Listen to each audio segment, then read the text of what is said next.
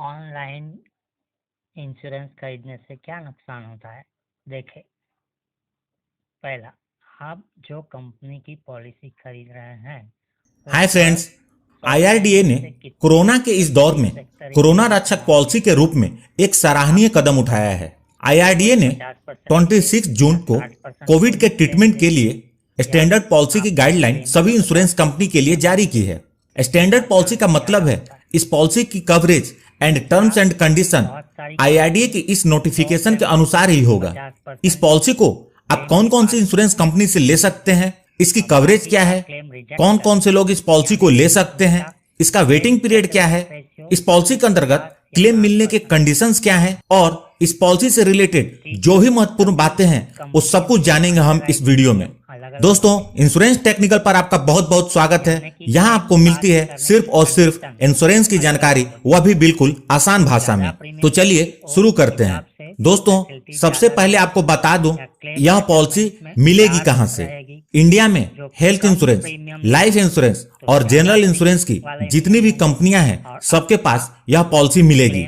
जी हाँ, health insurance, life insurance और general insurance sector की जितनी भी इंश्योरेंस कंपनियां हैं सभी इस प्रोडक्ट को सेल कर सकती हैं। आप किसी भी कंपनी से यह पॉलिसी लेंगे तो उसका नाम कोरोना रक्षक और उसके आगे आप जिस कंपनी से पॉलिसी लेंगे उस कंपनी का नाम होगा। जैसे एलआईसी से लेंगे कोरोना रक्षक एलआईसी, स्टार हेल्थ से लेंगे कोरोना रक्षक स्टार हेल्थ।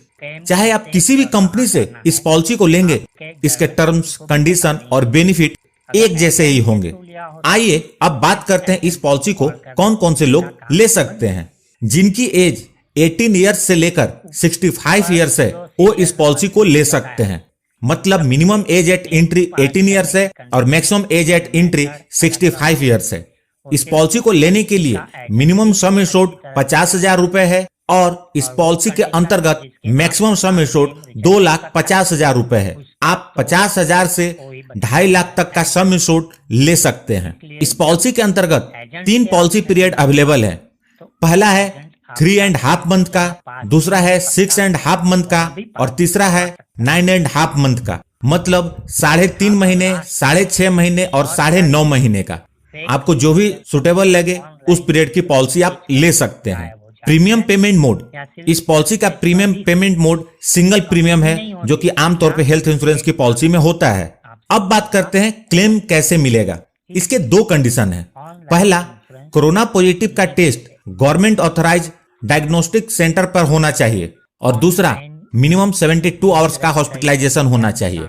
यह दोनों कंडीशन फुलफिल्ड होने के बाद आपने जितने सम एश्योर्ड की पॉलिसी ली होगी उसकी लमसम पेमेंट हो जाएगी। यहाँ पर ध्यान दें, यह रिम्बर्समेंट की पॉलिसी नहीं है जिसमें आपके हॉस्पिटल के बिल के अनुसार पेमेंट होगी। यह लमसम बेनिफिट की पॉलिसी है। 72 आवर्स हॉस्पिटलाइजेशन के बाद आपके पॉलिसी का जो सम इंश्योर्ड है उसका भुगतान होगा। इसका क्लेम जैसा कि हेल्थ इंश्योरेंस की पॉलिसी में होता है आपको टीपीए के माध्यम से करना होगा। आगे बढ़ने से पहले यदि वीडियो काम की लग रही हो, मुझे प्रोत्साहित करने के लिए इस वीडियो को लाइक कर दें। अब बात करते हैं प्रीमियम के बारे में। तो आपको बता दूं, कोरोना रक्षक पॉलिसी 10 जुलाई से उपलब्ध होगी और सभी इंश्योरेंस कंपनियां 10 जुलाई तक अपने प्रीमियम को लेकर मार्केट में आएंगी। और सबसे महत्वपूर्ण वेटिंग पीरियड, इस पॉलिसी में 15 डेज का वेटिंग पीरियड है। अर्थात कोई भी इस पॉलिसी को लेता है और उसके 15 दिन के बाद कोरोना होता है तो वह कवर होगा।